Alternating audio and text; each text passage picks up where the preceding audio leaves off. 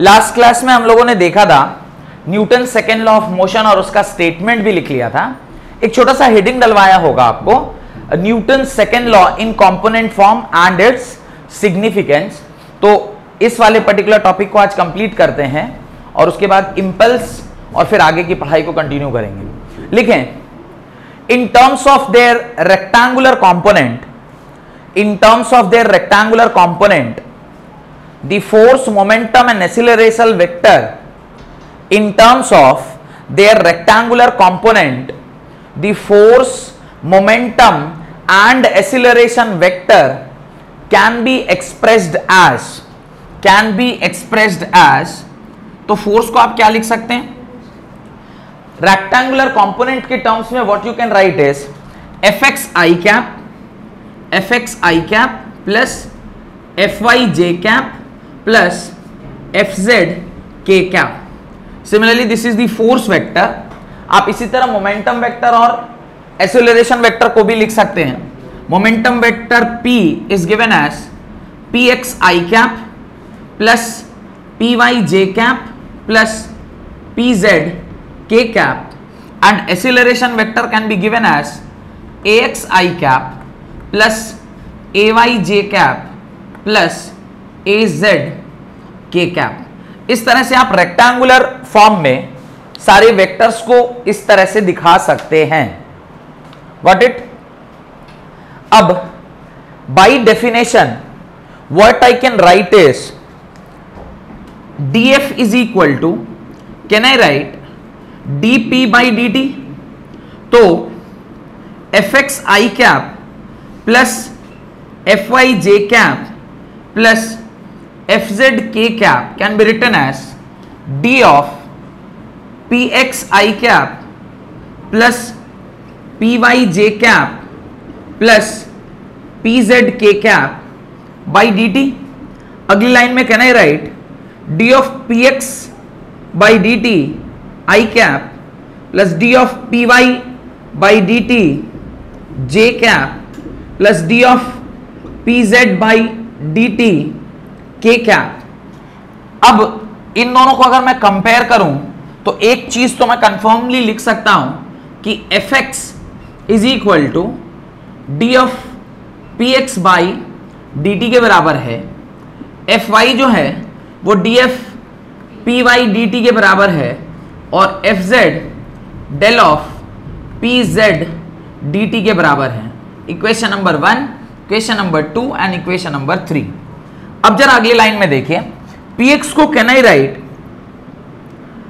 d of,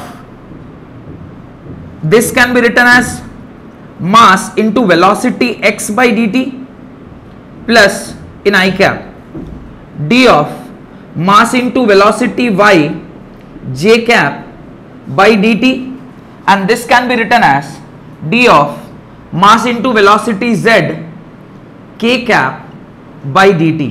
ये लिख सकते हैं क्या? मैंने मोमेंटम को क्या कर दिया, मास इनटू वेलोसिटी के टर्म्स में लिख दिया।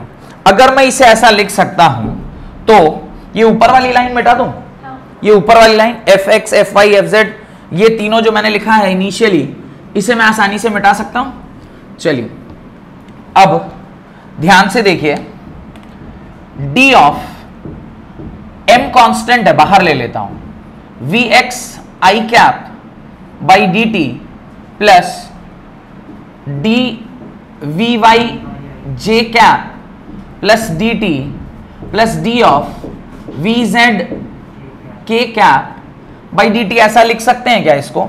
ये सब F X F Y F Z चल रहा है। अब जरा ध्यान से देखिए, D X by D T D V by D T will give you the acceleration. तो क्या मैं इसे ए एक्स आई कैप लिख सकता हूं? तो ये क्या लिखा हुआ है, ए एक्स आई कैप प्लस इसे क्या लिखूंगा, ए वाई जे कैप प्लस ए जेड के कैप, और यहां पर आपके चल रहा है F x I cap plus F I J cap plus F Z K cap, यही चल रहा है ना साथ साथ। तो इज इक्वल टू, अभी इन दोनों को मैं कंपेयर भी कर सकता हूं। तो जब मैं कंपेयर करूंगा तो मुझे एक और चीज समझ में आ रही है, एफ ऑफ एक्स क्या होगा, M into X, F of Y क्या होगा, m into A Y, and F of Z क्या होगा, m इंटू ए जेड के बराबर। Equation number 4, equation number 5, equation number 6। तो इन टर्म्स ऑफ वेरियस कंपोनेंट्स आप इस प्रकार से डेरिवेशन भी कर सकते हैं। इसका सिग्निफिकेंस क्या है अभी मैं आपको बताता हूं। What is the significance of this particular. तो रिप्रेजेंटेशन, अभी आप देखिए, ध्यान से देखें, जब आप यहां पर इस एक्सप्रेशन को ध्यान से देखिए, यहां पे आपको क्या दिखाई दे रहा है, एफ ऑफ एक्स किसके बराबर है, D of mass into V X का D T.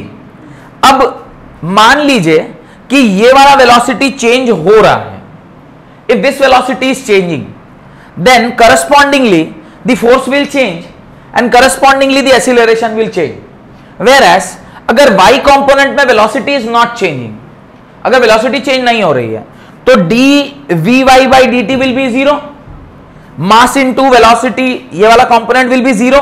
If this is zero means F of Y is zero and F of Y is zero means A of Y is zero. तो अगर किसी particular direction में velocity बदल रही है तब तो उस डायरेक्शन में एक्सीलरेशन का इंपैक्ट पड़ता है, और else there is no impact of change in velocity अगर किसी पर्टिकुलर डायरेक्शन में वेलोसिटी चेंज नहीं कर रही। ये मैं इसलिए बताना चाहता हूं क्योंकि आपने प्रोजेक्टाइल मोशन देखा हुआ है। प्रोजेक्टाइल मोशन को थोड़ा ठीक से अगर आप ध्यान करेंगे तो वहां पे एक चीज आपको समझ में आई थी कि इस वेलोसिटी का जो यहां पर वेलोसिटी वेक्टर था u, उसका हमने दो कंपोनेंट लिया था, एक लिया था u cos थीटा और एक लिया था u sin थीटा। अब ये जो sin थीटा वाला कंपोनेंट था, इसका वर्टिकल कंपोनेंट और ये इसका हॉरिजॉन्टल कंपोनेंट है, तो जो वर्टिकल कंपोनेंट था that was under the influence of gravity. ये किसके इन्फ्लुएंस में था, ये ग्रेविटी के इन्फ्लुएंस में था। अगर ये ग्रेविटी के इन्फ्लुएंस में है तो इसकी वेलोसिटी चेंज हो रही है। अगर इसकी वेलोसिटी चेंज हो रही है तो ये क्या है, v ऑफ y है, और अगर v ऑफ y चेंज कर रहा है in the influence of under the influence of gravity, तो ये फाइनली जाके क्या हो जाएगा, uy यही है, तो v ऑफ y क्या हो जाएगा, जीरो हो जाता है, क्योंकि बॉल जब ऊपर गया था तो जीरो हो गया था। वेयर एज इनिशियली ये u ऑफ x है, और जब मैंने कहा था कि अगर फाइनली भी इसकी वेलोसिटी क्या रहेगी, फाइनली u ऑफ x क्या रहेगा फाइनली भी, तो ये v ऑफ x क्या रहेगा, u cos थीटा ही रहेगा। Whether the velocity is changing in this direction, the velocity is not changing. Initial भी u cos थीटा था और फाइनल भी u cos थीटा है। As the direction is not change, as the velocity is not changing, तो इस direction में acceleration है क्या, नहीं है, और इस डायरेक्शन में एक्सीलरेशन नहीं है, तो ऐसा संभव है कि एक बॉडी ऐसी हो जिस पर तीन कंपोनेंट अगर अलग अलग आप लें तो एक कंपोनेंट में वेलोसिटी का चेंज संभव है, अदर कंपोनेंट में वेलोसिटी का चेंज संभव नहीं है। अगर अदर कंपोनेंट में वेलोसिटी का चेंज संभव नहीं है तो वहां पे एक्सीलरेशन नहीं होगा। यानी जब आप वेक्टर फॉर्म में लिखते हैं तो आप तीनों कोऑर्डिनेट को क्या कर देते हैं, इंडिपेंडेंट कर देते हैं। और अगर किसी एक में वेलोसिटी का चेंज है तो जरूरी नहीं कि बाकी दोनों भी चेंज हो। जिसमें वेलोसिटी का चेंज आएगा वहीं पर फोर्स होगा। जिस दोनों में वेलोसिटी का कंपोनेंट चेंज नहीं हुआ वहां पर फोर्स की कोई मतलब नहीं होती है। यह बात आपको इस पर्टिकुलर डेरिवेशन से समझ में आना चाहिए। और आपने हेडिंग क्या डाला है, पूरा हेडिंग को पढ़िए। एंड इट्स सिग्निफिकेंस, आपने एक वर्ड लिखा एंड इट्स सिग्निफिकेंस यही है कि जब कभी भी आप तीनों फॉर्म में यानी तीनों कंपोनेंट में उसे देखते हैं तो एक कंपोनेंट में अगर वेलोसिटी चेंज कर रहा है तो उस वाले कंपोनेंट के करस्पॉन्डिंगली फोर्स तो होगा, लेकिन बाकी दोनों में अगर वेलोसिटी चेंज नहीं कर रहा है तो बाकी दोनों में कंपोनेंट फोर्स का क्या हो जाएगा, जीरो हो जाएगा। और इस प्रकार से नेट फोर्स अगर निकालना है तो आप क्या करेंगे, F of X plus F of Y plus F of Z का अंडर रूट, तो F of X whole square plus F of Y whole square plus F of Z whole square का अंडर रूट। अभी दो अगर component आपका change नहीं किया, suppose Y और जेड चेंज नहीं किया, तो वो दोनों क्या हो गए, जीरो। सिर्फ एक्स कंपोनेंट अगर आपका चेंज कर रहा है तो आपका फोर्स सिर्फ एक्स कंपोनेंट की वजह से ही होगा। तो इसी चीज को आप सिग्निफिकेंस के हेडिंग के लिखें, सिग्निफिकेंस ऑफ कंपोनेंट फॉर्म। ये डेरिवेशन मेरे ख्याल से समझ में आ गया होगा। और ये जो मैं समझाना चाह रहा हूं वो समझ में आ गया कि जिस तरफ ग्रेविटी है, जिस तरफ फोर्स है, जिस तरफ एक्सीलरेशन है, जिस तरफ वेलोसिटी चेंज कर रही है, सिर्फ वही कंपोनेंट आपका फोर्स का वैरी कर रहा है। अगर एक्स में आपका वेलोसिटी चेंज नहीं हुआ तो x component of the force will not be changing. इसलिए इस पर्टिकुलर एग्जांपल में एफ ऑफ एक्स तो जीरो होगा पर एफ ऑफ वाई जीरो नहीं होगा। एफ ऑफ एक्स क्यों जीरो होगा? क्योंकि चेंज ऑफ वेलोसिटी यहां पे जीरो है भाई, जितना इनिशियल उतना ही final. Change of velocity zero, change in velocity अगर zero means this component is zero, this component is zero, is means correspondingly आपका जो फोर्स कंपोनेंट है वो क्या हो गया? जीरो हो गया। लेकिन जब आप वर्टिकल एक्सिस पर देख रहे हैं तो इनिशियल और final velocity is different. Initially the velocity was u sin theta, finally the velocity is this, because क्या एक्ट कर रहा है उसके ऊपर? Gravity in opposite direction. As the velocity is changing, अगर वेलोसिटी चेंज कर जाएगा तो ये एक्सीलरेशन प्रोड्यूस करेगा, और अगर ये एक्सीलरेशन प्रोड्यूस कर रहा है तो आपको एफ ऑफ आई मिलेगा, नहीं मिलने का कोई चांस नहीं है। लिखिए, Newton second law indicates that, Newton's second law indicates that if the applied force makes some angle with the velocity,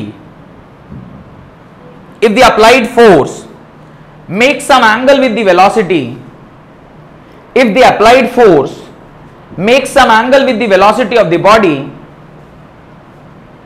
it changes the component of velocity, it changes the component of the velocity along the direction of force, along the direction of force.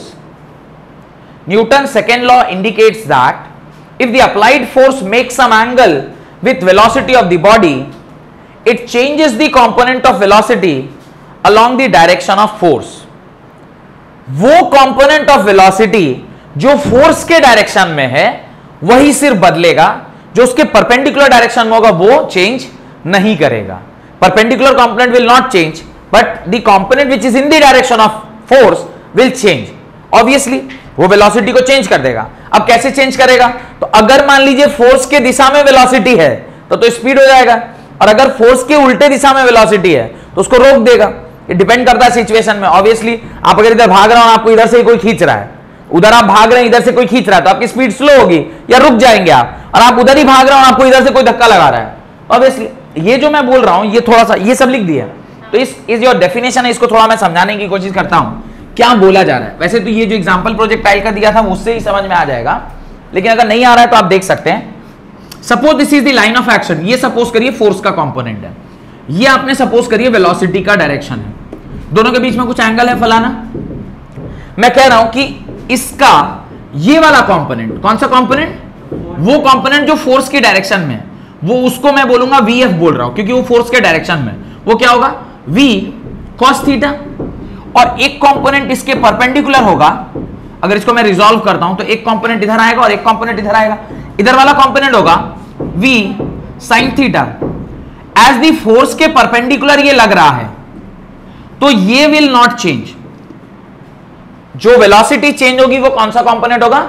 V cos theta. यही statement वहां पर लिखा हुआ है। Newton's second law indicates that if the applied force makes some angle with the velocity of the body, it changes the component of velocity along the direction of force. Only that component of velocity will be changing which is comes under the direction of force. The other component will not change. और यही projectile में भी हो रहा था। Projectile में भी दो कंपोनेंट थे, एक हॉरिजॉन्टल कंपोनेंट और एक vertical component. The vertical component was in the direction of force. That's why that was changing. The horizontal component was not changing. Got it? Heading डालें इंपल्स। ये डायग्राम बना लीजिएगा in order to make yourself understand on a later stage कि this will not change. लिख दीजिएगा this component of velocity, this component of velocity will not change, will not change, and this component will change, this will change, this will change. ये component बदल जाएगा। Reason आपको भली भांति ज्ञात है, आपको पता है why this will change and why this will not change. ठीक है, चलिए हेडिंग। अच्छा, एक वो सवाल तो सारे मैंने बहुत सारे करवा दिए होंगे आपको, तो सवाल का तो इशू नहीं है। हेडिंग डालें इंपल्स। मेरे ख्याल से इंपल्स के बारे में भी विशेष ज्ञान मैंने आपको दिया था, जब कैचिंग ऑफ द बॉल के बारे में मैं बता रहा था, तो वहां basically we are talking about impulse only. और मैंने आपसे कहा होगा इंपल्स का क्या मतलब होता है? Impulse reduces the impact of force. Impulse क्या है? It is simply the impact of force. Definition लिखें, द मेजर ऑफ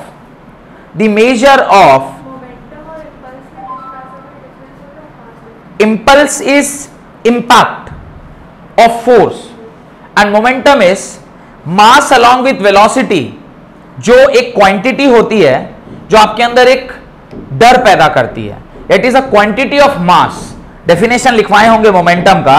मोमेंटम के डेफिनेशन में मैंने यही लिखवाया होगा. It is the quantity. Momentum of a body is quantity of motion. कोई बॉडी किस क्वांटिटी से मोशन कर रही है, that is momentum. whereas this is the impact. This is the impact of force, right? The measure of the action of large force acting for a short interval of time. It is the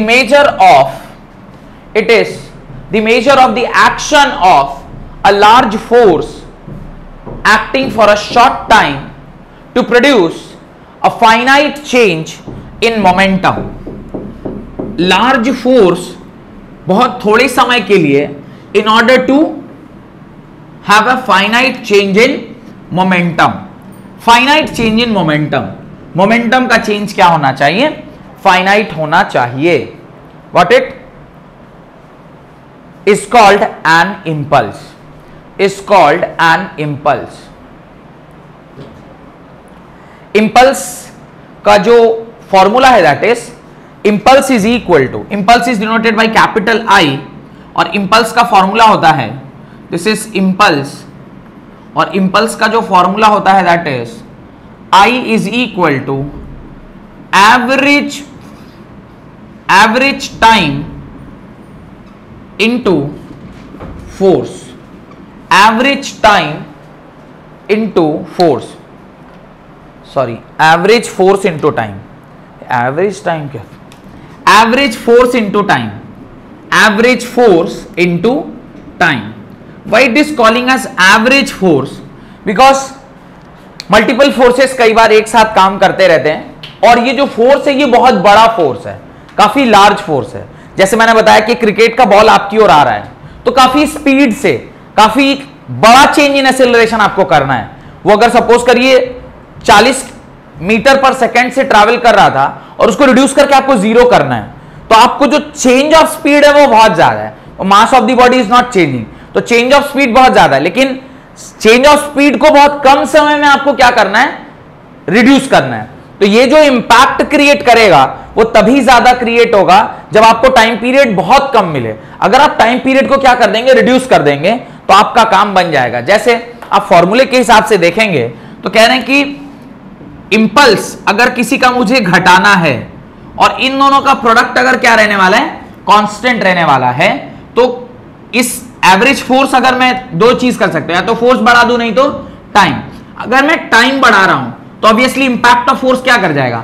reduce कर जाएगा, क्योंकि इन दोनों के multiplication से ये quantity क्या रहनी चाहिए? कांस्टेंट होनी चाहिए. तो अगर मैं टाइम पीरियड बढ़ाऊंगा तो impact of force that is impulse will decrease, because average force तो वही रहने वाला है, क्योंकि बॉल तो चेंज होने वाला नहीं है, उसे मुझे जीरो करना ही है. आप तो उसको ऐसा नहीं कर सकते ना कि बॉल कैच, या तो आप छोड़ दें. अगर आप कैच करेंगे तो आप या तो यहां रोकेंगे, नहीं तो उसको ऐसे लाके हाथ में रोकेंगे. तो ultimately the average force is not going to change. Only thing what you can change is you can reduce the impact by increasing the time period. तो लिखें आगे, impulse is defined as the product of average force and the time interval for which force acts on a body. Impulse is defined as the product of average force and the time interval for which the force act on a body. It is denoted by capital I. ये capital I के द्वारा denote किया जाता है. Formula लिख लीजिएगा, I is equal to average force into time. Average force into time. Average force into time.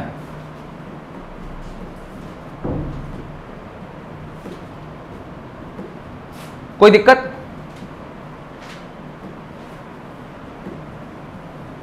कोई दिक्कत नहीं. एग्जाम्पल लिख लें. Catching of a ball, catching of a ball,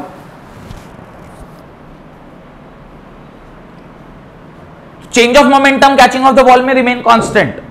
change of momentum मतलब इनिशियल वेलोसिटी और final velocity. Finally आपको उसको रोकना है, ये आपका एम. अगर आप बॉल को कैच कर रहे हैं इनिशियल वेलोसिटी जिससे वो आ रहा था वो पहले भी आएगा बाद में भी आएगा, तो momentum is not going to change. If momentum is not changing means ultimately force is remaining constant. अगर फोर्स कांस्टेंट है and you want to reduce the impact, you need to increase the time period.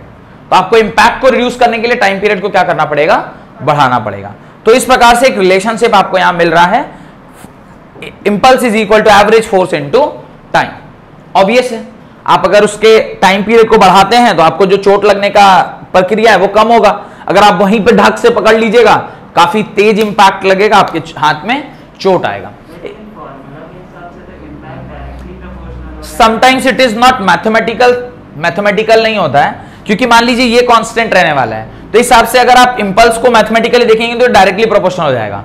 पर यहां पर directly proportional का relationship है नहीं, क्योंकि ये तो लॉ है नहीं, कोई थ्योरम है नहीं कि आप कहेंगे कि ये इसके डायरेक्टली प्रोपोर्शनल है। ऐसे समझिए, R is equal to rho L by A के बराबर होता है, R is equal to rho L by A के बराबर होता है।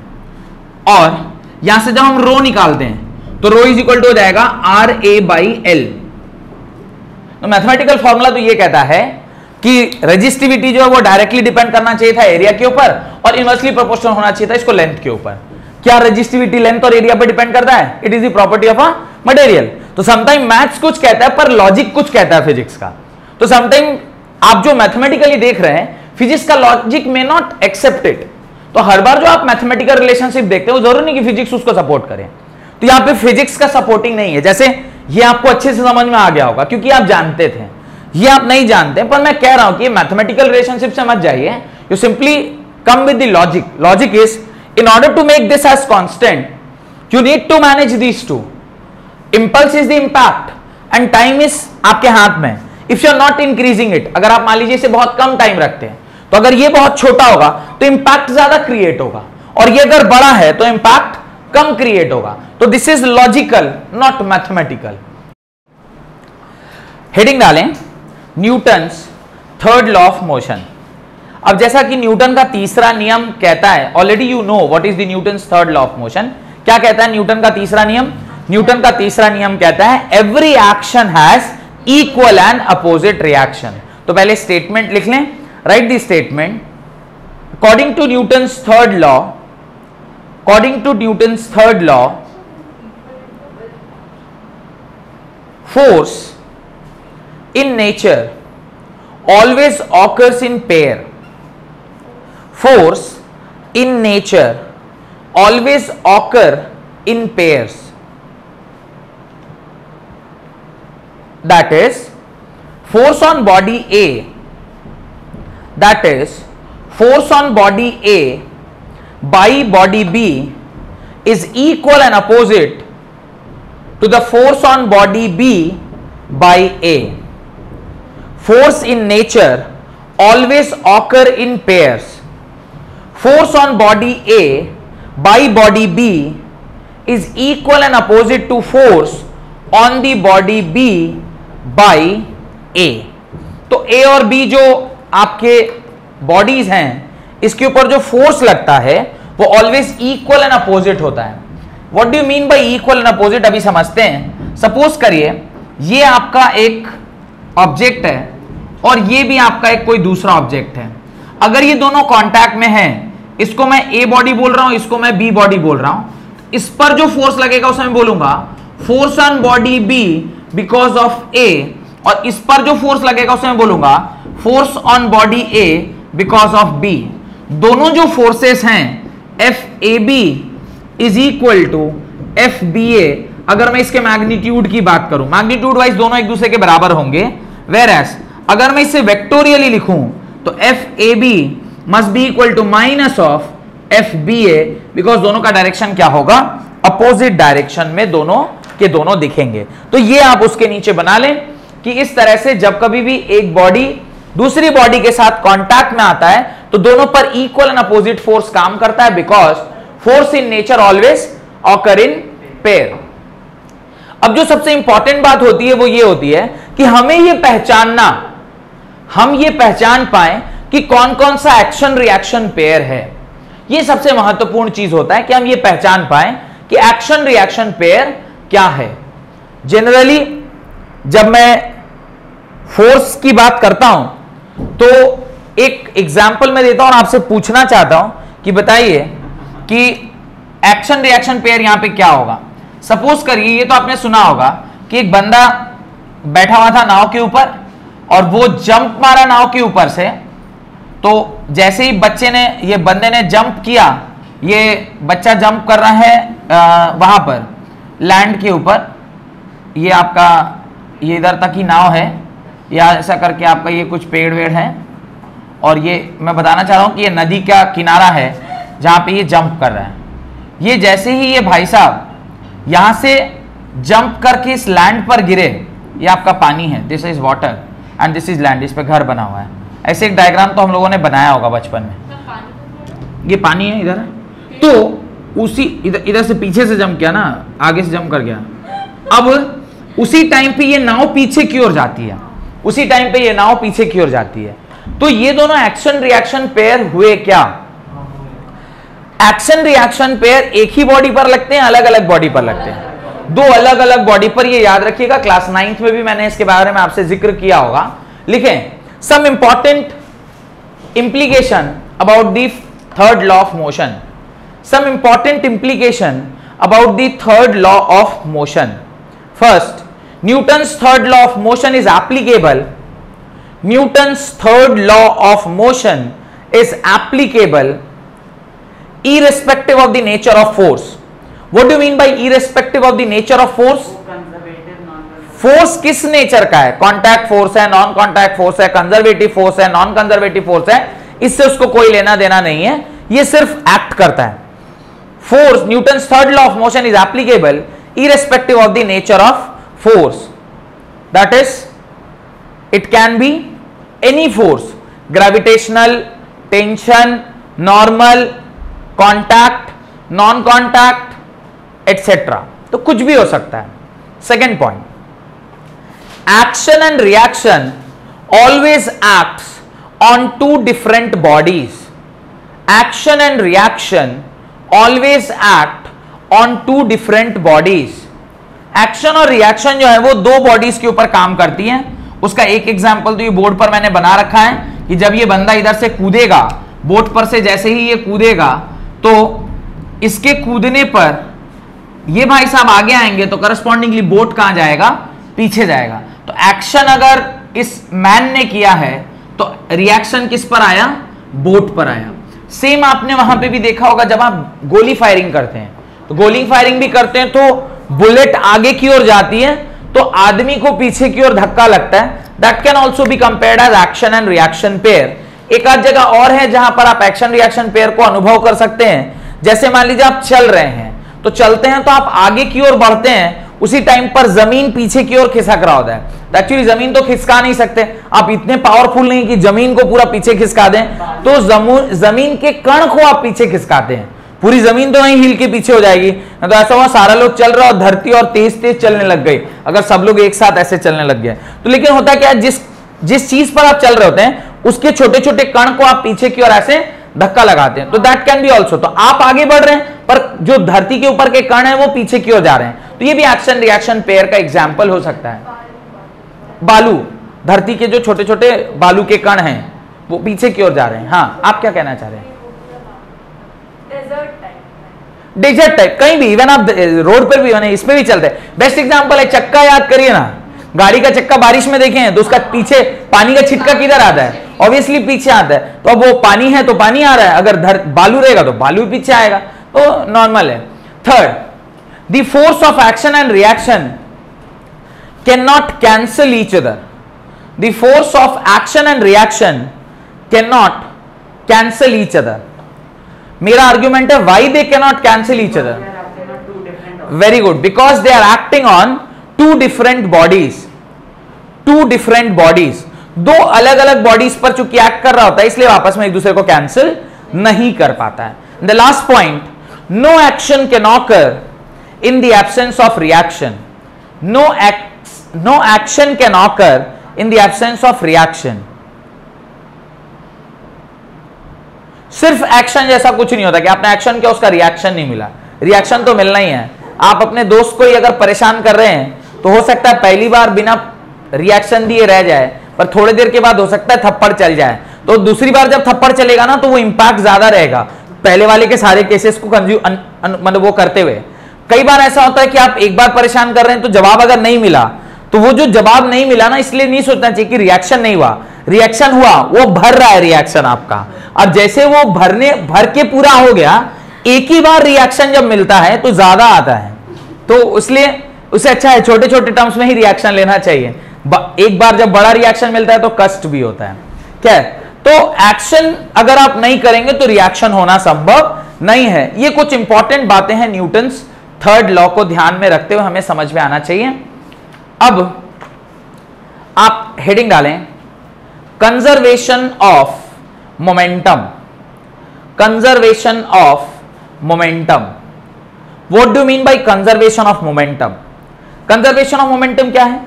Right, this principle is the consequence of Newton's second law and Newton's third law. Newton's second law और Newton's third law को मिलाकर एक हमने Newton second law and Newton third law को मिलाकर आपने conservation of momentum as a concept निकाला। According to this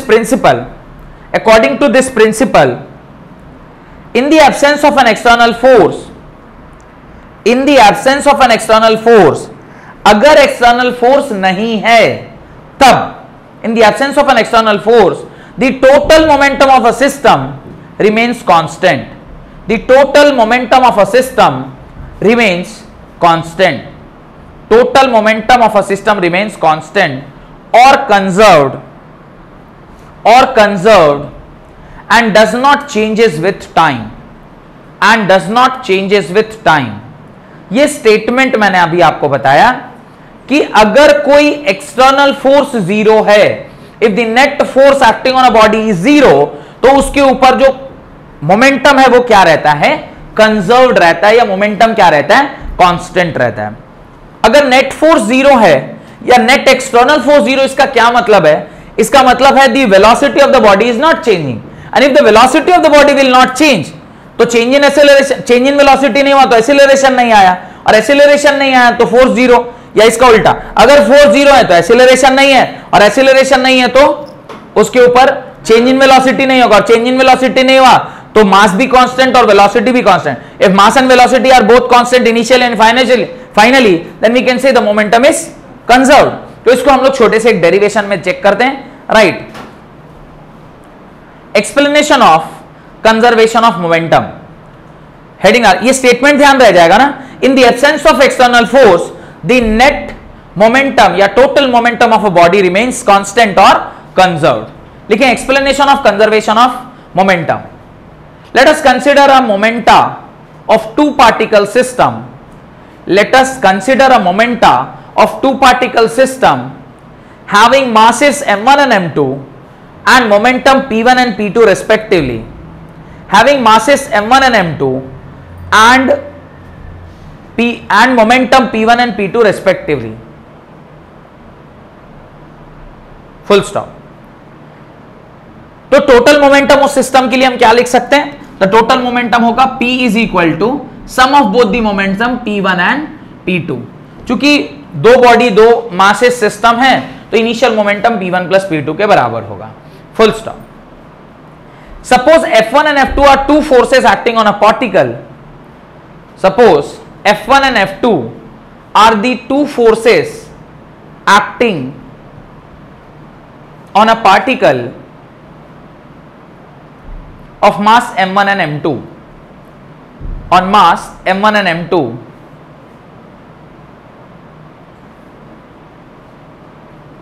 full stop।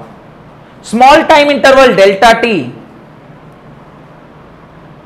in the small time interval delta t, the change produced by force F1 and F2 in a small time period delta t, the change produced by the force F1 and F2 are delta P1 and delta P2 respectively, delta P1 and delta P2 respectively।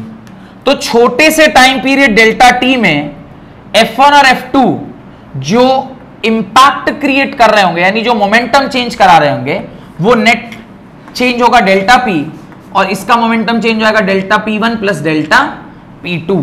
ये आपका net change in momentum हो जाएगा। तो इसको आप अपनी copy में लिखें, right this in your copy. कोई दिक्कत?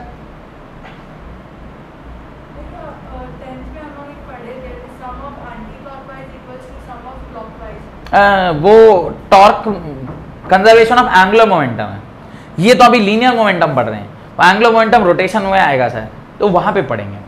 खैर, तो ये बात आपको समझ में आ गई कि किस प्रकार से ये सेटिंग चल रहा है। अब यहां से हम लोग डेरिवेशन स्टार्ट करते हैं, right. Delta P by delta T, अगर मैं इस पूरे इक्वेशन को delta P1 by delta T1 plus delta P2 by delta T2 के टर्म्स में लिखूं, तो ये आपका टोटल चेंज यानी एफ नेट किसके बराबर? F1 change in momentum per unit time plus F2 लिख सकते हैं। ये change in momentum per unit time is equal to change in momentum, ये टोटल मोमेंटम था तो टोटल फोर्स, और ये इंडिविजुअल मोमेंटम जो मास 1 और मास 2 बॉडी के ऊपर आया है उसको हमने इस प्रकार से लिख दिया। तो net force is equal to F1 plus L2, और ये जो F1 प्लस F2 है ये किसके बराबर है? This is equal to dP by dt के बराबर है, dP बाई dt के बराबर। अब मेरे पास से दो फोर्स आए, एक आया F1। अब देखिए F1 क्या है, ये दो फोर्सेस से मिलकर बना होगा, F1 external plus F1 internal, और सेकेंड आया होगा F2 is equal to F2 external plus F2 internal से मिलकर। Why we are considering the internal forces also, internal force अगर सिस्टम में एक्ट कर भी रहा है तो उससे कोई फर्क नहीं पड़ता है, बिकॉज हम लोगों को इंटरनल फोर्सेस से कोई मतलब नहीं है। रीजन बीइंग, सपोज करिए कोई मास है, अगर उस मास में अंदर कुछ इंटरमोलिकुलर फोर्सेस काम कर रहे हैं, तो वो तो मास पर बाहर से अगर जब तक फोर्स नहीं लगेगा तो क्या इंटरमोलिकुलर स्पेस या डिस्टेंस को आप चेंज कर सकते हैं? You can not. तो इस प्रकार से आपको इंटरनल सिस्टम का भी ख्याल करना पड़ेगा। क्योंकि डेरिवेशन है तो हम लोग दोनों ही कंपोनेंट को एक साथ लेकर चल रहे हैं। यहां तक मेरे ख्याल से आपको कोई डाउट नहीं होना चाहिए।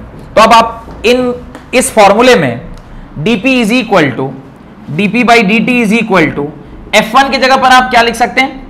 F1 external plus F1 internal, और साथ में आप ये भी लिख सकते हो F2 external plus F2 internal. इस वाले फॉर्मूले तक आपको कोई डाउट नहीं होना चाहिए। कोई दिक्कत? अब मैं इसे मिटा रहा हूं, जो बाकी सब पहले से लिखा है, ये सब लिख चुके ना आप लोग। चलिए, अब ये सारी बातें अगर मुझे समझ में आ गई तो न्यूटन का तीसरा नियम ने क्या बोला है? न्यूटन का तीसरा नियम कहता है कि F एक्सटर्नल और F2 एक्सटर्नल ये दोनों क्या होंगे? सेम होंगे, because every action is equal and opposite reaction. अगर M1 बॉडी कोई फोर्स M2 बॉडी पर लगा रहा होगा तो उसी टाइम पर M2 बॉडी M1 बॉडी पर भी एक फोर्स लगा रहा होगा। तो लिखें, from Newton's third law the internal forces always occur in pair. The internal forces always occur in pair. तो सारे के सारे जो इंटरनल फोर्सेस हैं वो ऑलवेज पेयर में होंगे। अगर पेयर में नहीं हुए तो आपस में कैंसिल आउट नहीं होगा, और कैंसिल आउट नहीं होगा तो नेट फोर्स जीरो कैसे होगा? तो टोटल इंटरनल फोर्सेस क्या होंगे? जीरो होंगे। यानी मैं ये लिख सकता हूं कि F1 internal plus F2 internal will be equal to zero. ये दोनों क्या हो जाएंगे? जीरो हो जाएंगे। अगर ये दोनों जीरो हो गए तो कौन कौन सा टर्म कैंसिल हो गया? ये और ये दोनों जोड़ के आपने क्या लिख दिया? जीरो। आपका dP बाई dt अब क्या बच कर रह गया? dP by dt is equal to F1 external plus F2 external. यहां तक आपको समझ में आया या नहीं आया बताइए? यहां तक आपको समझ में आ गया। देन ये जो दोनों F एक्सटर्नल और F2 एक्सटर्नल है, इन दोनों को जोड़ के नेट आप क्या लिख सकते हो? F एक्सटर्नल लिख सकते हो, क्योंकि टोटल एक्सटर्नल फोर्स तो यही है ना, F1 external plus F2 external. तो dP बाई dt को अगले लाइन में आप क्या लिख सकते हैं? dP by dt is equal to F external के बराबर, और अकॉर्डिंग टू लॉ अगर हमारा F एक्सटर्नल जीरो है तो dP बाई dt क्या हो गया? जीरो। और अगर dP बाई dt जीरो है तो इसे अगर मैं थोड़ा सा एम्पलीफाई करूं तो मैं लिखूंगा dp by dt is equal to 0, this implies dp is equal to 0, this implies final momentum minus initial momentum is equal to 0, this implies final momentum is equal to initial momentum. यहां से यहां आया, final momentum is equal to initial momentum. और अगर final momentum और initial momentum किसी भी system का बराबर है, इसका मतलब कोई एक्सटर्नल फोर्स उस पर काम नहीं कर रहा है. या इसका उल्टा, अगर कोई फोर्स उस सिस्टम पर काम नहीं कर रहा है तो आपने देखा इनिशियल और फाइनल मोमेंटम क्या है, सेम है. और आपने यही स्टेटमेंट तो लिखा था. क्या स्टेटमेंट लिखा था? इन the absence of external force, in the absence of external force the total momentum remains constant. Total momentum remains constant यानी change in momentum is equal to 0, momentum is constant. Initially जितना था उतना ही final. तो आप कह सकते हैं P क्या हो जाएगा? Constant के बराबर. P is equal to constant. तो momentum will remain constant और change in momentum will equal to 0. Momentum P is equal to constant. इसके नीचे एक लाइन और आप ऐड कर लें. This equation shows that the law of conservation of linear momentum is hold true. This equation shows that the law of conservation of linear momentum is hold true. That is, linear momentum of the system remains conserved. That is, linear momentum of the system remains conserved in the absence of F external. In the absence of F external. Got it? तो theoretical part के लिए यहीं तक रखते हैं. अगली class में इसके आगे का कॉन्सेप्ट और बहुत सारे न्यूमेरिकल्स के साथ फिर अगली क्लास में मिलेंगे और आगे का कॉन्सेप्ट हम लोग कंप्लीट करेंगे. बहुत बहुत धन्यवाद आज की क्लास अटेंड करने के लिए.